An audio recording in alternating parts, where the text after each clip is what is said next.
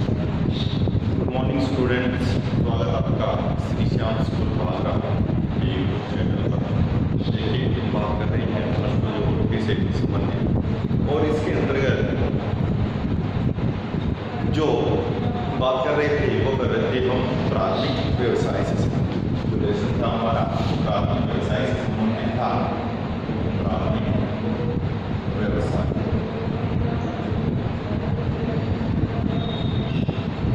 इसके अंतर्गत प्राथमिक व्यवसाय के जो कार्य थे उनकी बात कर रहे थे। कुछ कार्यों की हमने बात कर ली थी, और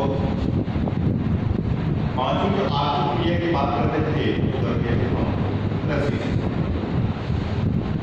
कृषि में हमने देखा था कि ये सबसे प्रचलित व्यवसाय माना जाता है प्राथमिक व्यवसाय की दृष्टि से। फिर हमने बात की कि भोजन की आवश्यकताओं को पूर्ति करता है। लगभग 75% जितनी भी खाद्यान्न की जो वस्तुएं हैं, भोजन की जो वस्तुएं हैं, वो कहाँ से प्राप्त होती है? हमें कृषि क्षेत्र से प्राप्त होती है। फिर हम बात कर रहे थे कि जो मानव सभ्यता का जो प्रतीक, वो प्रतीक किसको माना गया है?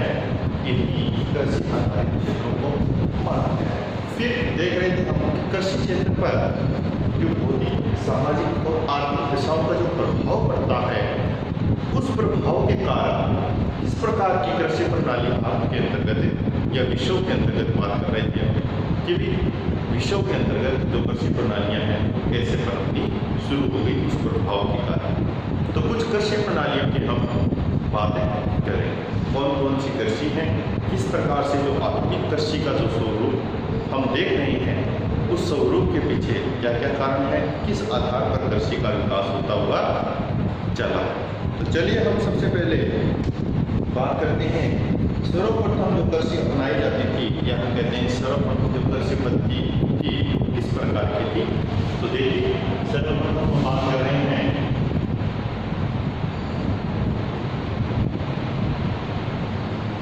स्थानांतरणशील कृषि। सर्वप्रथम जो कृषि थी वो इसी प्रकार की कृषि थी।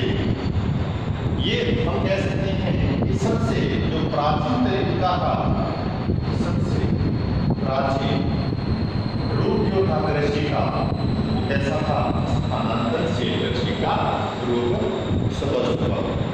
और यह जो कृषि है, इस कृषि की बात करते हैं तो ये कृषि के क्षेत्रों में संपन्न की गई है। ये कृषि की गई है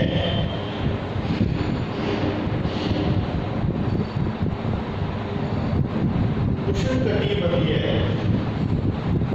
जो वनीय क्षेत्र है, उष्णकटिबंध के अंतर्गत जो वन वाले क्षेत्र हैं, वहाँ पर जैसे विश्वोत्तरीय वनों की बात करती है तो वहाँ पर उन क्षेत्रों के अंतर्गत हमें ज़्यादा समझ होती है। और इसके अंतर्गत क्या किया जाता है? देखिए,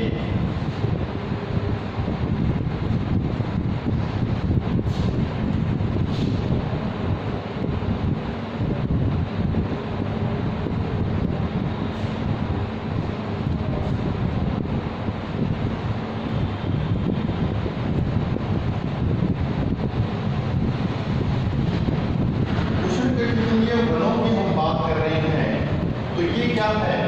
विस्तृत भूभाग पर वन पाए जाते हैं। उन क्षेत्रों में क्या है? विस्तृत भूभाग पर वन पाए जाते हैं। तो ये जो लोग होते हैं ये इन वनों को क्या कर लेते हैं? काट लेते हैं। काट कर क्या है? जला देते हैं। पहले इनको काटते हैं, फिर इनका दोहन करते हैं, मतलब उनको जला देते हैं। इससे क्या है? भूमि क्या हो जाती है? भूमि साफ हो जाती है। क्या हो जाती है? भूमि साफ हो जाती है। और जो शेष अवशिष्ट जो पदार्थ है जिसको हम बात कर रहे हैं, जो राख है, उस राख को क्या है? उपजाऊपन मृदा में जो उपजाऊपन है या उर्वरकता है, उस उर्वरकता को बनाए रखने के लिए उपयोग में लेते हैं। ठीक है। फिर कुछ वर्षों तक यहाँ पर कृषि करते हैं। कृषि करने के बाद में क्या है? यहाँ पर पेस्टिसाइड तो यूज में होगा नहीं, कोई रासायनिक खाद, कोई अन्य प्राकृतिक खाद की बात करते हैं, गोबर खाद की बात करते हैं, सब कोई नहीं समझते ही। तो क्या करते हैं? यहाँ की जो मिट्टी की उर्वरकता है, वो उर्वरकता समय के अकॉर्डिंग क्या हो जाती है, कम हो जाती है। जब उर्वरता कम हो जाएगी तो उत्पादन भी क्या हो जाएगा, कम हो जाएगा। उत्पादन कम होने के कारण ये व्यक्ति क्या करते हैं, फिर उस स्थान को धीरे धीरे छोड़ना शुरू कर देते हैं। यहाँ से ये क्या करेंगे, आगे वाले क्षेत्र में ट्रांसफर हो जाएगा। यहाँ कुछ पेड़ दिखाई देते हैं, जंगल दिखाई देता है, वो सैन प्रक्रिया क्या करेंगे, यहाँ अपनाएंगे, यहाँ वनों को काटेंगे, जलाएंगे, फिर यहाँ पर क्या करेंगे, कृषि करेंगे। तो ये जो आपको एक स्थान से दूसरे स्थान पर इनका स्थानांतरण होता हुआ स्पष्ट हो रहा है, इसीलिए इस कृषि को क्या स्वरूप दिया गया है, स्थानांतरित कृषि। अब इसके अंतर्गत क्या क्या विशेषताएं हैं, ये प्राचीन स्वरूप है, सबसे प्राचीन स्वरूप है। तो हम कह सकते हैं कि जो जनजातीय लोग थे, जो आदिम लोग थे, आदिम जनजाति की बात करते हैं, उन आदिम जनजाति के लोगों के द्वारा स्थानांतरित कृषि की जाती है। अब कुछ विशेषताएं हैं, उन विशेषताओं की हम बात करते हैं। देखिए इसमें और खेतों का जो आकार होता है वो आकार कैसा होगा, छोटा होगा या बड़ा होगा, बिल्कुल छोटा आकार होता है, बहुत छोटा। अभी हमने देखा है कि पर्टिकुलर एक स्थान पर वन को काटते हैं, फिर जलाते हैं, फिर वहां पर क्या कर रहे हैं, कृषि कर रहे हैं। दूसरा हम देख रहे हैं और नवीनतम उपकरण इनके पास कृषि जो की जाती है वो किसके साथ में, पुराने औजारों के साथ में की जाती है, जैसे कुदाली, फावड़ा। ये जो प्राचीन है, प्राचीन जो उपकरण है, ठीक है, या हम कह सकते हैं जो हल वगैरह है या लकड़ी का उपयोग में लिया जाता है, इन पुराने औजारों को क्या करते हैं, कृषि के अंतर्गत उपयोग में लेते हैं। फिर हम देखते हैं, अभी हमने देखा कि 2-3 वर्षों तक, 2-3 वर्षों तक कृषि करते हैं और फिर क्या है, उस स्थान को 2-3 वर्ष तक कृषि करने के बाद में नए सिरे से कृषि प्रारंभ करते हैं। क्योंकि एक नया क्षेत्र चाहिए इनको, क्योंकि यहाँ पर उर्वरता क्या हो जाती है, कम हो जाती है, जिसके कारण क्या उत्पादन भी कम होगा। तो फिर ये नए सिरे से कृषि प्रारंभ करते हैं। 2-3 वर्ष तक भूमि उर्वरता जो है वो क्या हो जाती है, समाप्त हो जाती है। अब देखिए इस प्रकार की कृषि किन क्षेत्रों में की जाती है। क्षेत्रों की बात करेंगे तो जो भारत के उत्तरी पूर्वी जो क्षेत्र हैं, राज्य हैं, उन राज्यों में इस प्रकार की कृषि की जाती है, स्थानांतरित कृषि, जिनको क्या बोला जाता है। देखिए स्थानांतरित कृषि के बहुत सारे नाम होते हैं।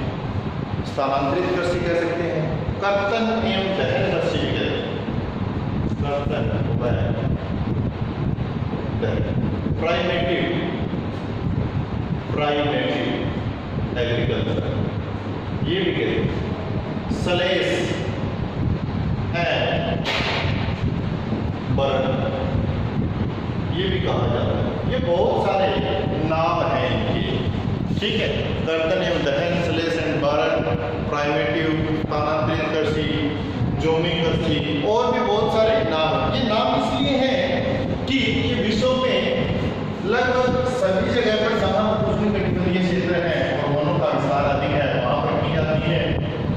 तो प्रत्येक क्षेत्र में अलग अलग क्षेत्रों में अलग अलग नाम से इसका संबोधन किया जाता है। जैसे हम बात करते हैं मध्य अमेरिका और मैक्सिको,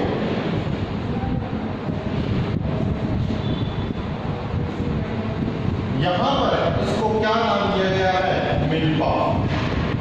वही जोमिंग कृषि है, जोम कर कृषि करते हैं, उसी कृषि को मध्य अमेरिका और मैक्सिको में क्या कह दिया, मिल्पा कृषि कह दिया। वहीं हम बात करते हैं मलेशिया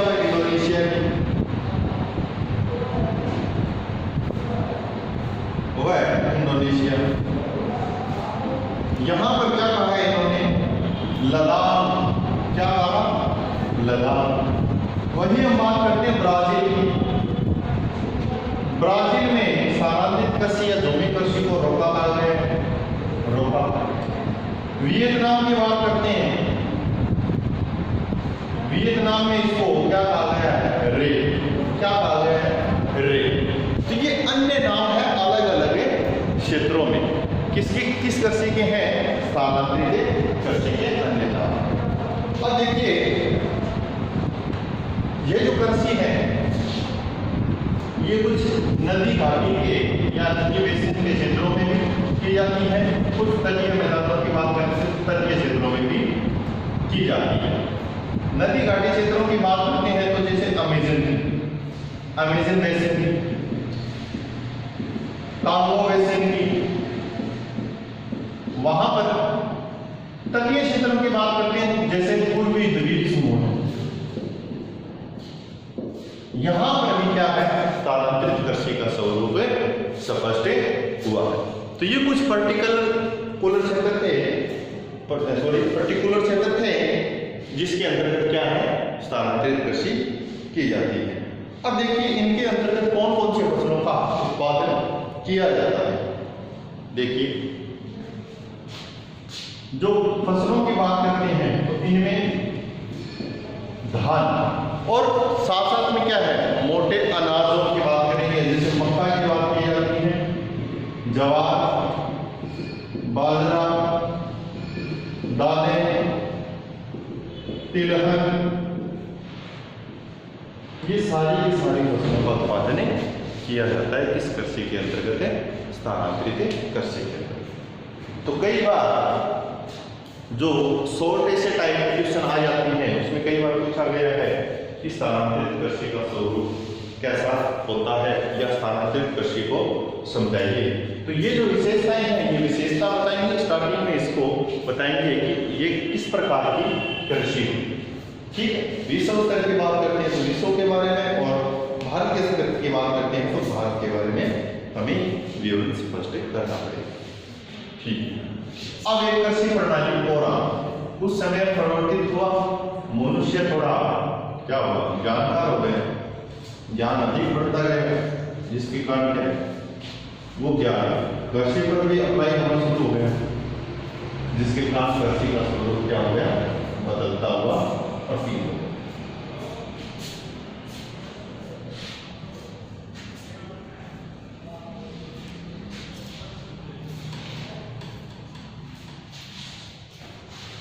अब स्थानांतरित कृषि का स्थान किसने ले लिया था, आदिम स्थायी कृषि ने ले लिया। किसने ले लिया, आदिम स्थायी कृषि ने ले लिया। अब ऐसी कृषि धीरे धीरे क्या है, स्थानांतरित कृषि थी और उसका स्वरूप धीरे धीरे बदलता हुआ प्रतीत हुआ। स्थायी कृषि का विकास इसलिए हुआ क्योंकि मनुष्य ने यह पहचान लिया कि हमारा जो मुख्य व्यवसाय है वो किस पर डिपेंड है, वो भोजन पर डिपेंड है, भोजन की आवश्यकता पड़ेगी तो हमें कृषि करनी पड़ेगी। तो इसलिए क्या किया है, वहां पर स्थायी आवास बनाना भी शुरू कर दिया, स्थायी आवास बनाना शुरू कर दिया। तो पर्टिकुलर एक स्थान पर क्या है, स्थायी कृषि का स्वरूप भी अपनाना शुरू कर दिया। इसकी कुछ विशेषताएं हैं, अब वो विशेषताएं देखेंगे। जैसे हमने देखा था स्थानांतरित कृषि, इसमें क्या है, भूमि को साफ करके, भूमि को साफ करके जो मिट्टी होती है उस मिट्टी की जुताई ढंग से की जाने लगी।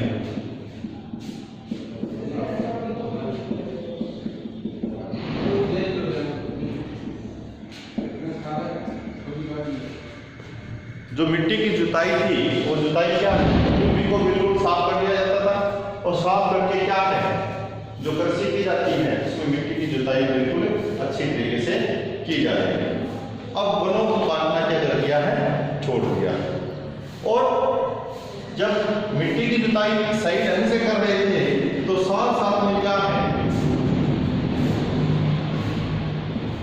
जल की उपलब्धता के लिए सिंचाई का प्रयोग करने लगे।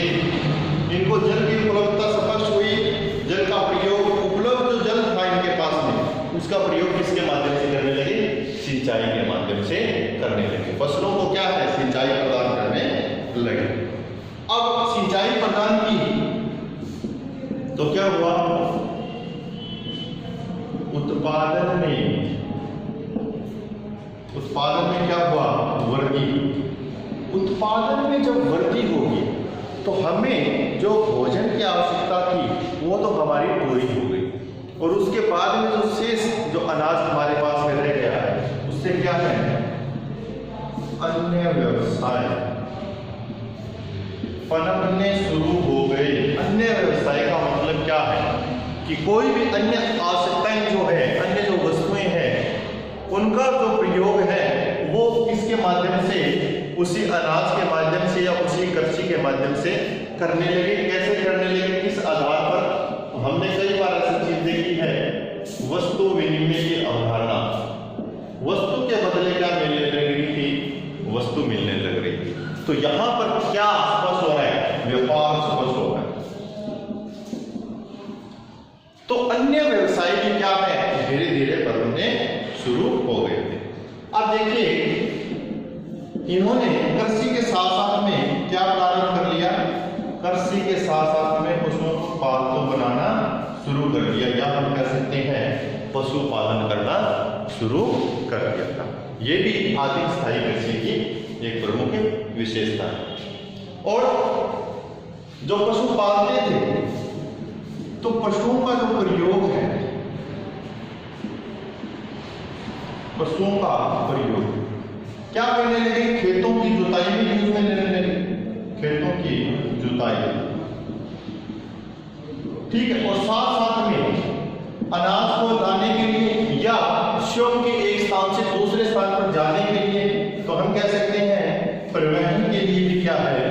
पशुओं को प्रयोग में लेने लगे। ठीक है, पशुओं का प्रयोग खेतों की जुताई करने के लिए और परिवहन के लिए, दोनों कार्यों के लिए संपादित किया जाता था। अब देखिए, जो आदिम स्थायी जो कृषि है वो कृषि किन किन क्षेत्रों में की गई? देखिए, इस कृषि का जो विस्तार है, देखो उत्तरी पूर्वी भारत की बात करेंगे। स्थानांतरित कृषि का स्वरूप ही क्या है? आदिम स्थायी कृषि में तब्दील हो गया था। तो वही उत्तरी पूर्वी भारत, मलेशिया, इंडोनेशिया,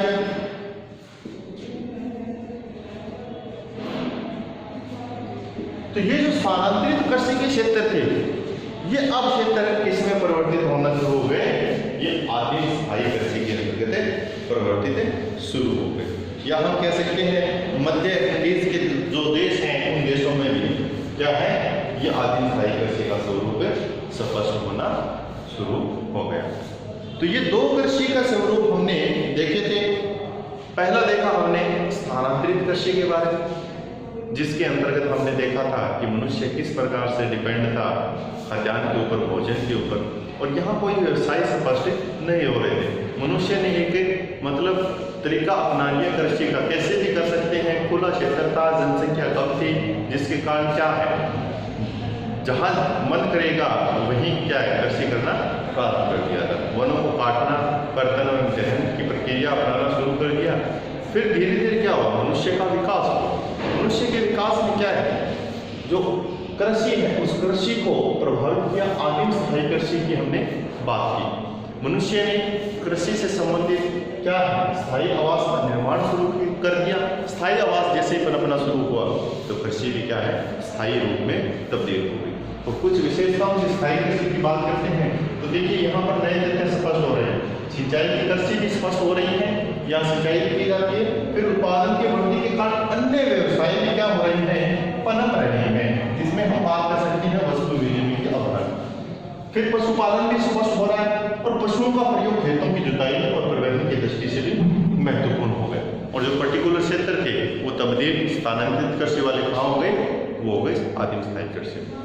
तो ये हमने देखा। बाकी जो जीवन निर्वाह संबंधित जो भी है वाणिज्यिक कृषि है, इनकी बात हम नेक्स्ट वीडियो में करेंगे। तो आशा करता हूँ कि आपको वीडियो अच्छा लगा हो। Thank you very much.